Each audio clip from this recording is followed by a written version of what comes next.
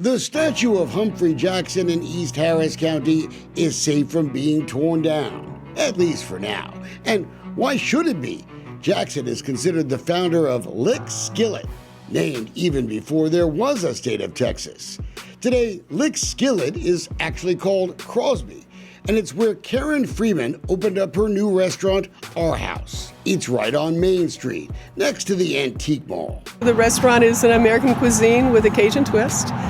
We have a really good clientele. It's already been a tough year over at Our House. Business was down 83% at the height of the coronavirus shutdown. But Karen is quite frankly more worried that she has a lot more to lose by even talking to us. I'm concerned about it because I've been told that if we don't do what we're expected of us, that nobody's going to answer calls if we have trouble. That's because Our House is supposed to be protected by the Precinct 3 Constable's Office, now run by Sherman Eagleton.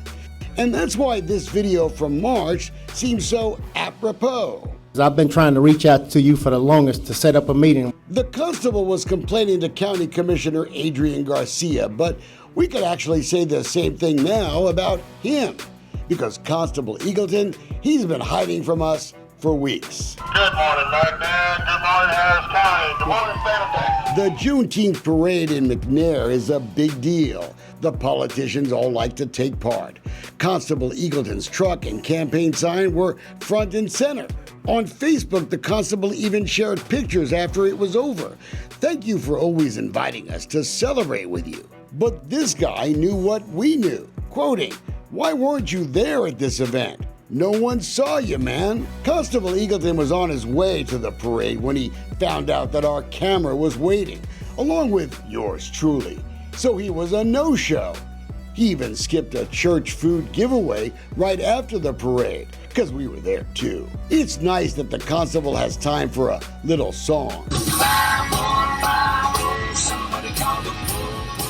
But when Our House was broken into last year, Karen Freeman says she called the Popo first, but says Eagleton's office, they never came. Weeks earlier, some deputies from Precinct 3 had eaten in her new restaurant. She gave them a half-price deal. But then she claimed she got calls from the constable's office telling her how they roll out there. They want everything absolutely free. I received another phone call that explained to me if I expected any type of law enforcement presence, that's what I needed to do. Otherwise, they wouldn't respond. Karen Freeman connected the dots to the constable's no-show after her break-in, and she's not one to be shaken down. Not use your badge in order to gain access or to gain favors. Sherman Eagleton promised to answer our questions more than a month ago, but he hasn't returned a phone call or email ever since. Now take a look at Karen's Mazda. It's seen better days. Look in the very corner of your screen and look at that little bumper sticker. It's a campaign sticker for this guy, J.P. Portillo, a Precinct 6 deputy constable who ran against Eagleton in the primary this spring. I get pulled over by an unmarked police officer's vehicle and explained that I needed to remove the sticker, that it impeded my vision. That little thing? Freeman has now filed a criminal complaint with the Texas Rangers. Who was that unmarked cop car? Yeah, that's Sherman Eagleton did that for me. And I told him, I said, that's oppression of office, man. You'd taken that off of my car.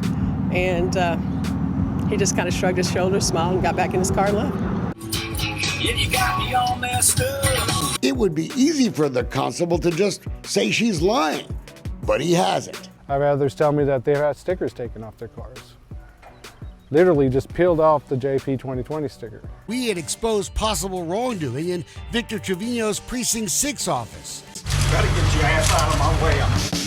Within months, another constable, Jack Aversia, would be in chains, arrested by the FBI for alleged bribes he denies. Eastside politics can get pretty nasty, I know that, but I've been busting constables for decades for this kind of nonsense. So if folks out there are scared because they think they'll get retaliated against, don't be.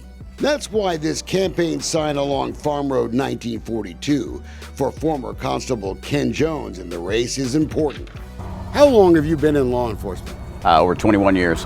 We can't show you the face of this veteran deputy sheriff because he's undercover, but that billboard, he built it on his buddy's private property near Baytown. You know, in America, man, this is private property. So when he found Constable Eagleton's signs on it, he took them down. He supports Ken Jones. And then his cell phone blew up. Look who was calling. He told me several times, you know, you just wait and see what I'm going to do to you. He tried to get you in trouble at your job. Absolutely, absolutely. And from what I understand, I'm not the only person he's done this to. Maybe that's another reason why the constable was willing to miss the Juneteenth parade. A funny thing happened when we looked at the constable's campaign finance report. Since when does a cop hire campaign workers with criminal records? That's right. Nearly half of Constable Sherman Eagleton's campaign staff has a criminal history, or they're facing active criminal charges. Nearly half of the folks walking door to door for the campaign are among them. 2 are convicted robbers, 1 a registered sex offender, and 1 constable was even convicted of lying to a cop. The constable's number 2, Kirk Bonsall, didn't answer when we asked for the name of Eagleton's campaign manager. Jennifer Rodriguez was Eagleton's first campaign manager in his run for constable. She's got a criminal history too. The last campaign manager on the reports is Herb Mitchell, hard-working guy, because he already has a full-time job working for taxpayers. State payroll records we got show Mitchell is already paid $5 grand a month as an assistant to State Senator Centronia Thompson. But in 21 days in February, Mitchell was also paid more than $6,000 by the Eagleton campaign, more than $30,000 since 2016. Hello?